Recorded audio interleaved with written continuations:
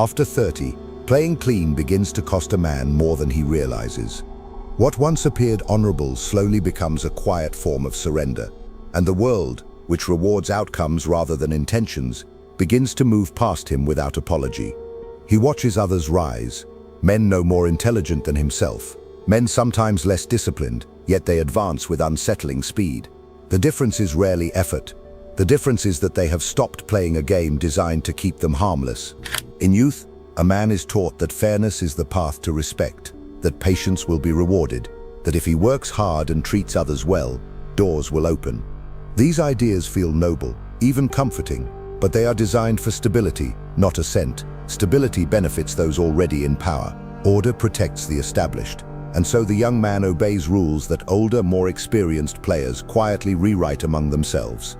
By the time he begins to see this, years have passed, and the realization arrives with a bitterness that feels almost like betrayal. Machiavelli understood this pattern centuries ago. Observing courts where polite men starved while decisive men governed kingdoms, he saw clearly that morality, as most people practice it, is often less about virtue and more about compliance. The man who insists on fairness in an unfair arena does not purify the arena, he simply disarms himself. And the crowd, which praises his integrity, will not share its power with him. Praise is cheap. Status is not given to the agreeable, it is taken by the strategic. The shift that occurs after 30 is subtle but irreversible. A man begins to understand that influence is not granted to those who appear good, but to those who are perceived as formidable.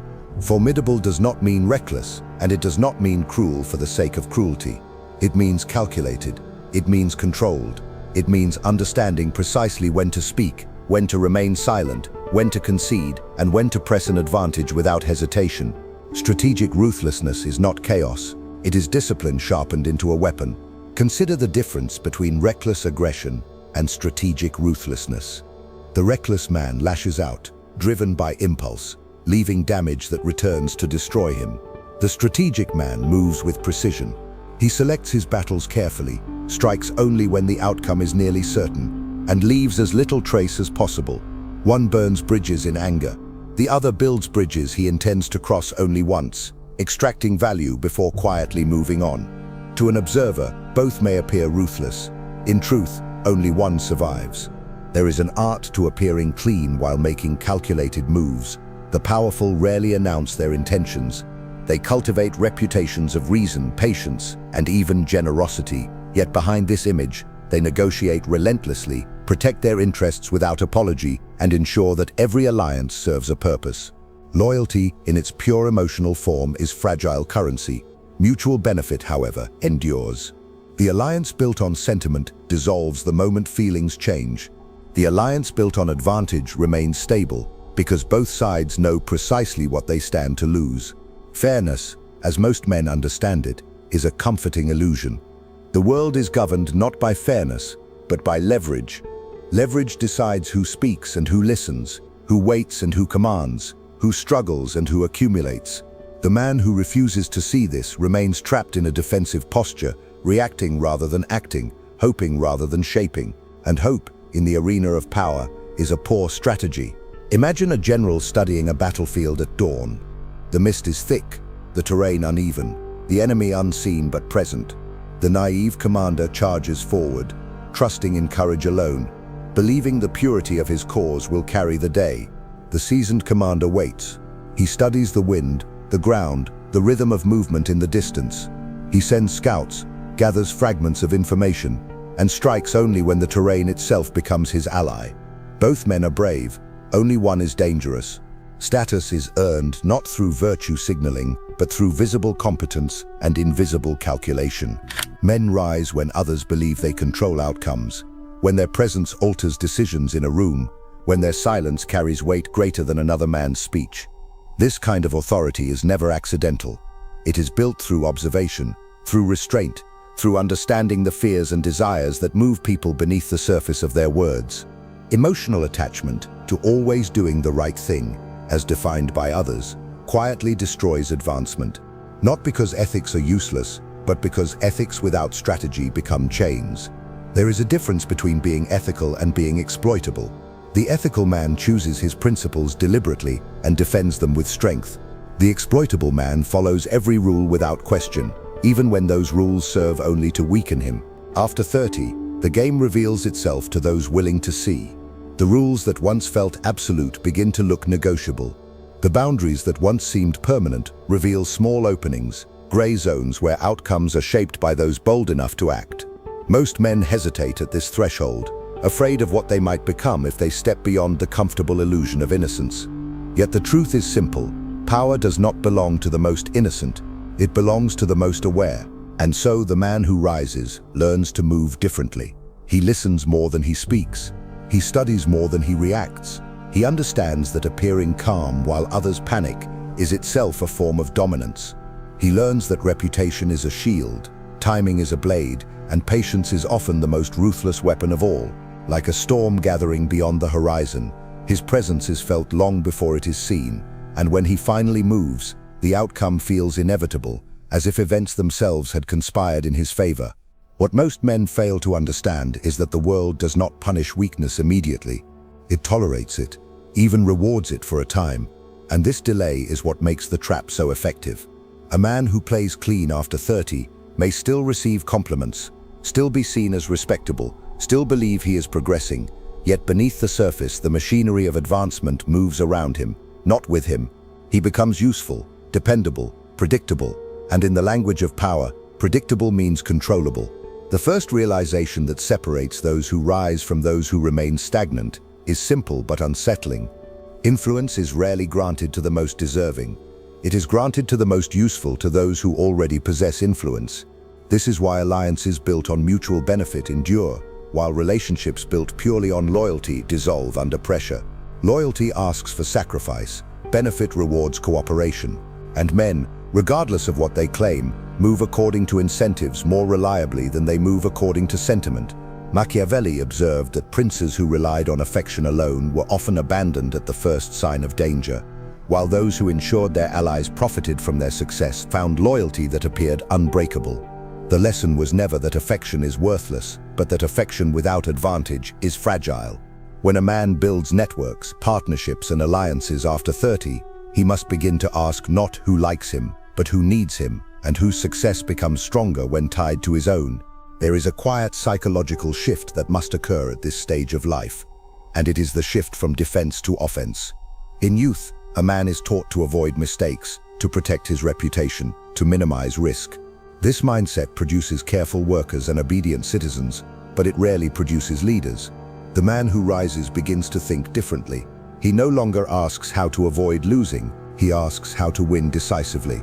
He understands that risk cannot be eliminated, only managed, and that hesitation often carries a greater cost than action.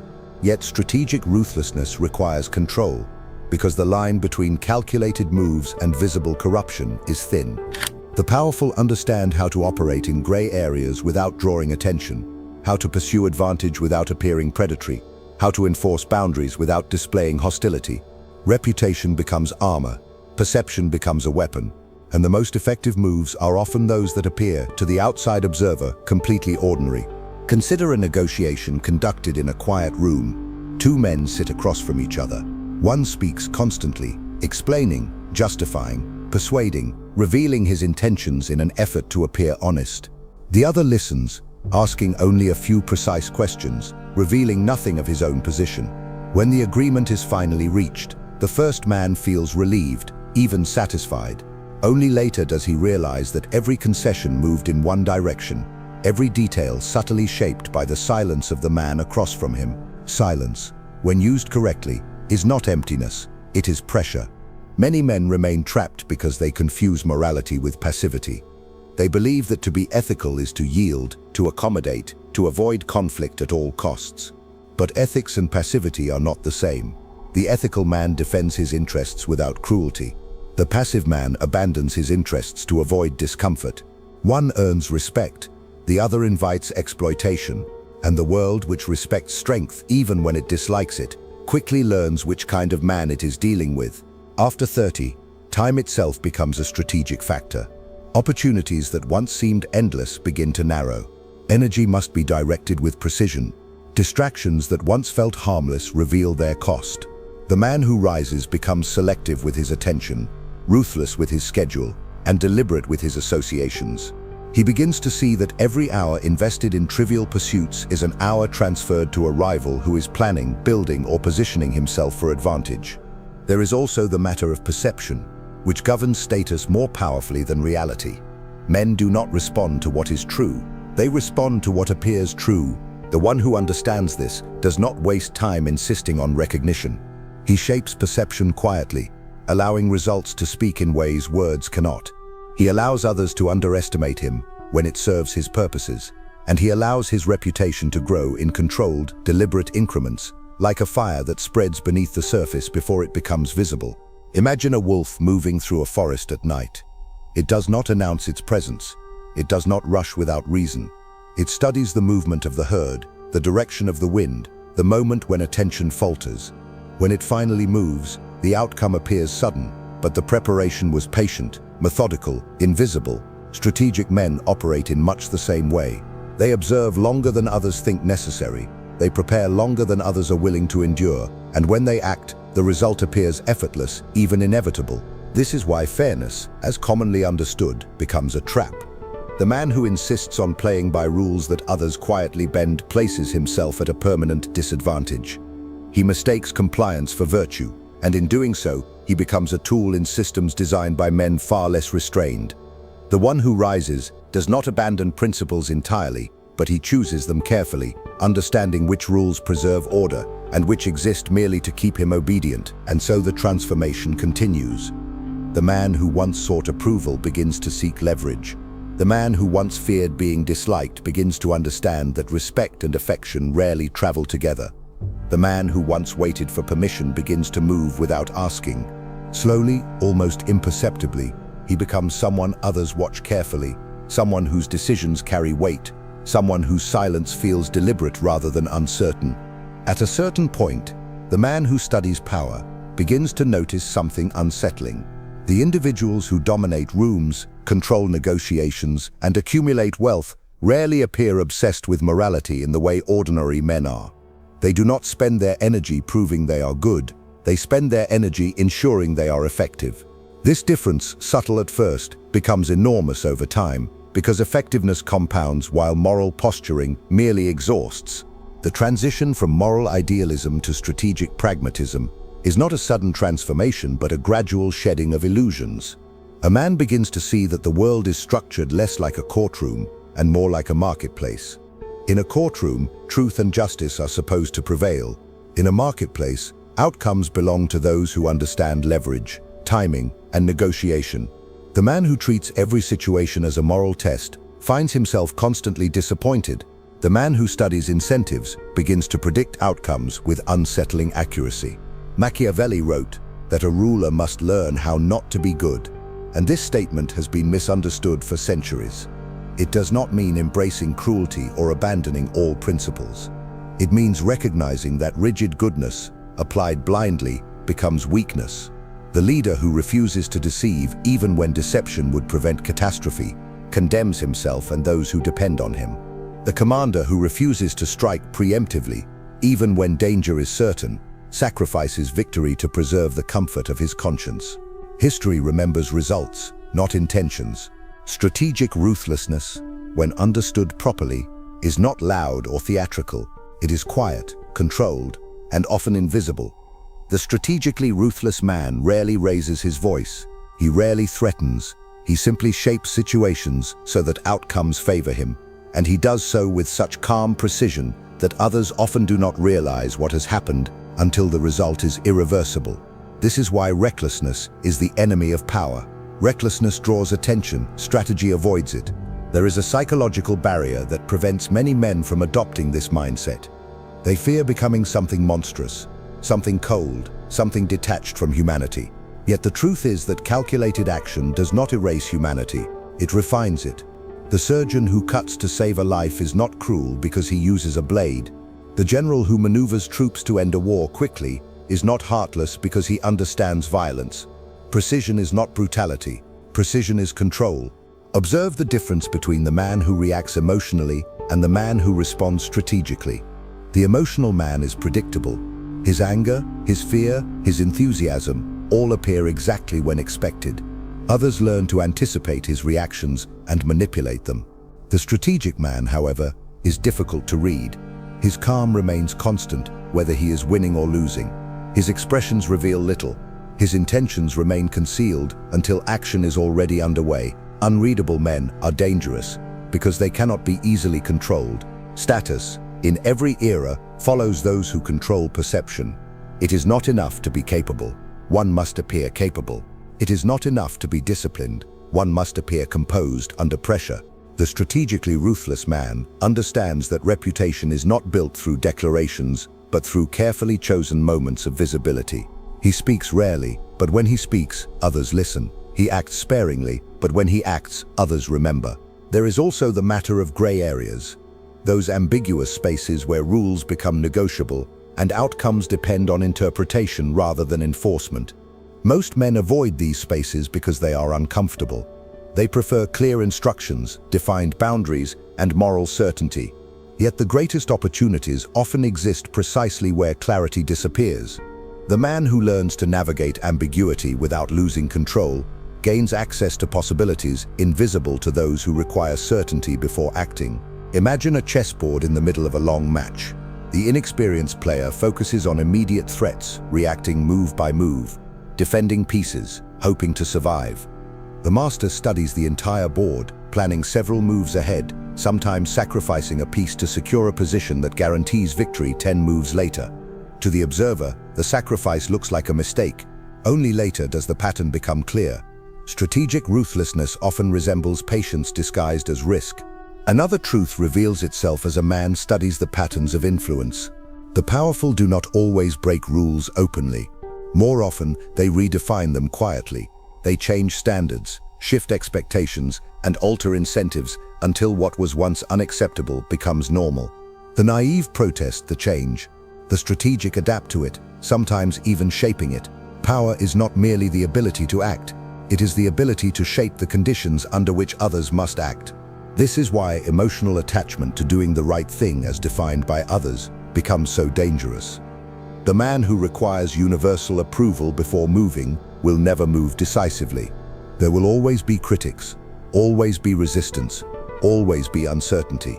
The strategically ruthless man understands that action creates clarity.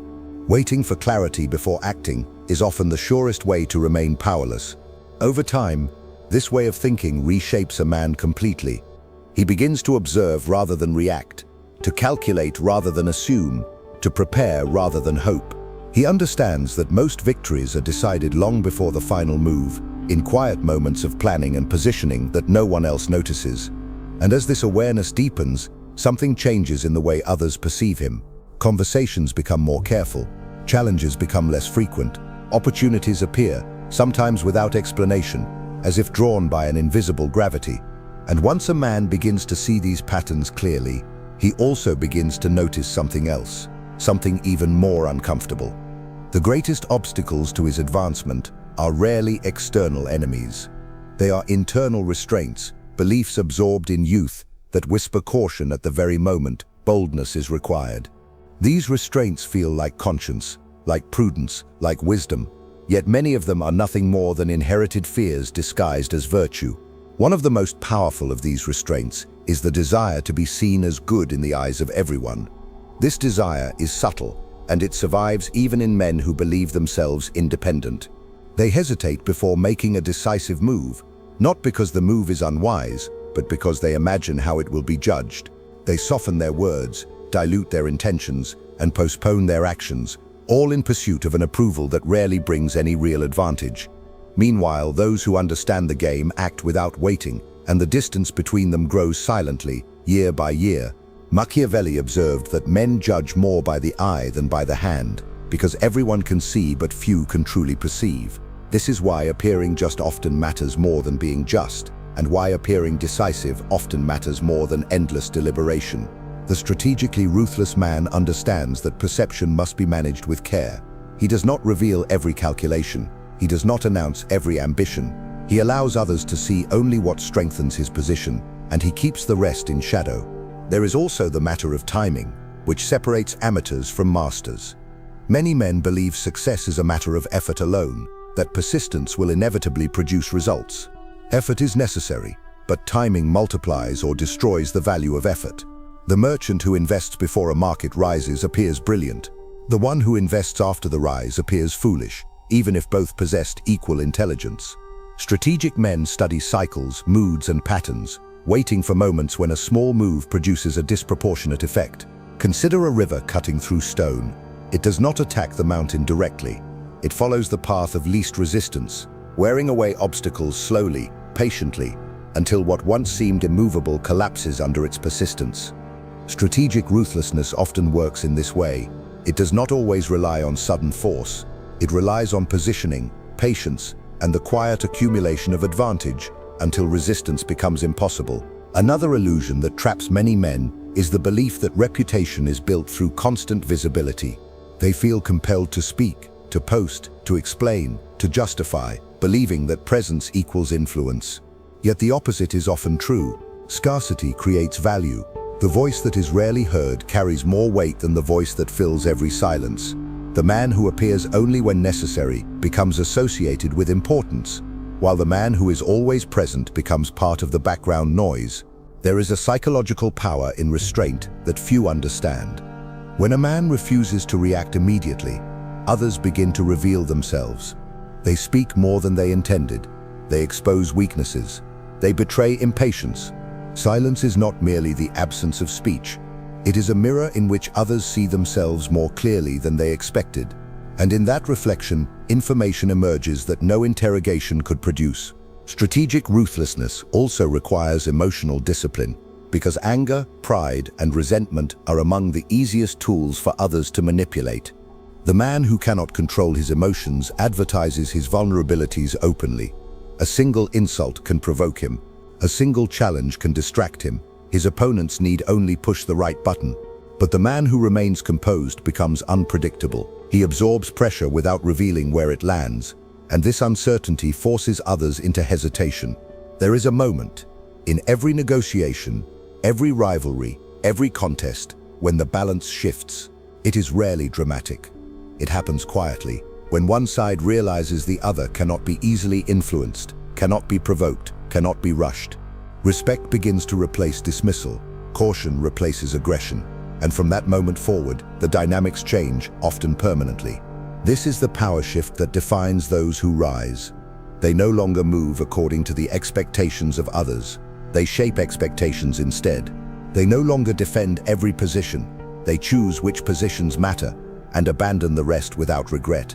They no longer measure success by approval or applause.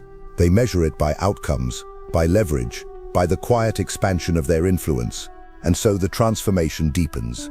The man who once sought certainty begins to operate comfortably within ambiguity. The man who once feared being misunderstood begins to accept that misunderstanding is sometimes an advantage. The man who once believed that fairness governed the world begins to see that fairness is often a story told to those who have not yet learned how power truly moves. And as this understanding matures, another realization begins to take shape, one that few men are willing to confront honestly. The majority of people are not competing at the level they believe they are. They are competing within systems designed to keep them occupied, distracted by small victories, chasing recognition that has no real power behind it. They mistake motion for progress, activity for influence, and approval for status. Meanwhile, the men who truly rise are often invisible during the early stages of their ascent, building leverage quietly while others seek attention. One of the defining traits of the strategically ruthless man is his relationship with attention. He understands that attention is a resource, not a reward. Every time he draws it, he does so deliberately, with a purpose, and he withdraws it just as carefully. Those who crave constant visibility become predictable, easy to study, easy to counter. Those who appear only at decisive moments create an aura of weight and consequence. Their presence alters the atmosphere of a room, not because they demand it, but because others sense the discipline behind their restraint. Machiavelli observed that men are far more influenced by appearances than by reality, and this insight extends beyond reputation into the realm of status itself. Status is not merely what a man possesses, it is what others believe he possesses. It is the perception of competence, of confidence, of inevitability.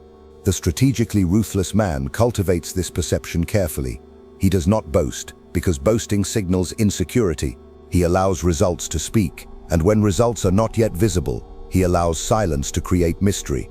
There is also the matter of alliances, which determine the speed and scale of advancement more than individual effort ever could. Many men build relationships based on familiarity, comfort, or shared history. These connections may provide emotional support, but they rarely produce significant movement. Strategic alliances, on the other hand, are built on shared interests, complementary strengths, and clear expectations. They are not sentimental, they are functional, and because of this, they endure longer and produce greater outcomes. The man who understands this begins to evaluate every relationship through a different lens. He asks not only who he enjoys being around, but who sharpens his thinking, who expands his opportunities, who challenges his assumptions, and who drains his time without adding value. This evaluation is not cruel, it is necessary. Time after 30 becomes too valuable to spend in circles that produce no forward motion. There is a discipline required to operate in this way, a discipline that often feels isolating at first. The strategically ruthless man cannot always explain his decisions, because many people interpret calculation as coldness and restraint as indifference. He accepts this misunderstanding as part of the cost of clarity. He understands that being liked by everyone is not only impossible but dangerous, because the desire to please weakens judgment and invites compromise at the worst possible moments. Imagine a craftsman shaping a blade. Each stroke of the file removes a small imperfection, refining the edge until it becomes capable of cutting cleanly and precisely. The process is slow, deliberate, and often invisible to those who do not understand what they are watching. Yet when the blade is finally complete, its effectiveness appears effortless. Strategic ruthlessness works in much the same way. It is not a single decision but a series of small, disciplined choices, repeated consistently until they reshape a man's entire way of thinking. Another truth becomes evident as this mindset develops. Most men are governed by short-term emotions, by the desire for immediate satisfaction, by the fear of temporary discomfort. They abandon long-term strategies for short-term relief, and in doing so they trade their future influence for present convenience. The strategically ruthless man reverses this pattern. He accepts discomfort as the price of momentum. He delays gratification not out of virtue but out of calculation, knowing that patience multiplies outcomes in ways impulse never can. Over time, this patience produces a quiet confidence that cannot be imitated. It is not the loud confidence of bravado or the brittle confidence of self-promotion. It is the calm certainty of a man who knows he is positioned well, who understands the terrain, who sees the direction of movement before others notice it. This kind of confidence is difficult to challenge because it is rooted in preparation rather than ego. And so the gap between those who play clean and those who play strategically continues to widen. One group waits for permission, for fairness, for recognition. The other creates circumstances in which permission becomes irrelevant, fairness becomes negotiable, and recognition becomes inevitable. The difference is not talent, it is awareness. It is the willingness to see the world as it is, rather than as it was described in youth. And eventually there comes a moment when the transformation is no longer theoretical but real, when a man recognizes that he no longer reacts to the world in the way he once did. Situations that once provoked anxiety now invite analysis. Conflicts that once felt personal now appear strategic. The noise of public opinion, which once felt overwhelming, fades into something distant and irrelevant. What replaces it is clarity, and with clarity comes a quiet, formidable kind of control. The most dangerous shift is not learning how to act ruthlessly. It is learning how to think without illusions. Illusions are comforting, and that is why they are so difficult to abandon. The illusion that fairness governs outcomes. The illusion that effort alone determines success. The illusion that approval is a reliable measure of value. When these illusions fall away, a man begins to see the mechanisms beneath the surface, the incentives, the fears, the silent negotiations that shape every hierarchy. And once seen, these mechanisms cannot be unseen.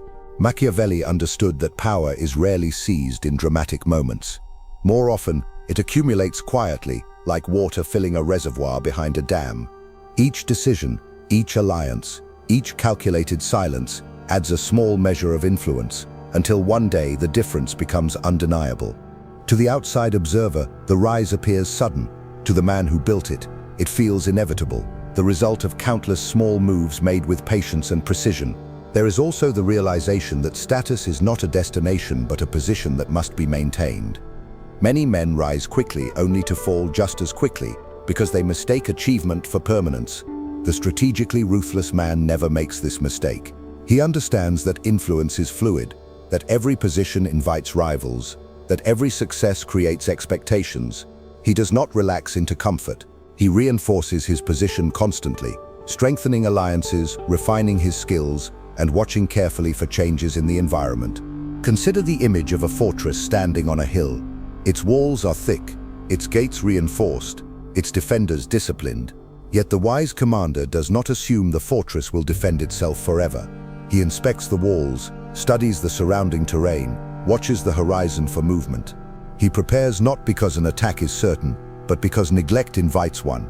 Power like the fortress survives only when it is maintained with vigilance.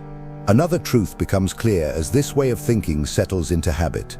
Respect is often born not from kindness, but from boundaries. The man who refuses to tolerate disrespect, who protects his time, who declines demands that offer no return, gradually teaches others how to treat him.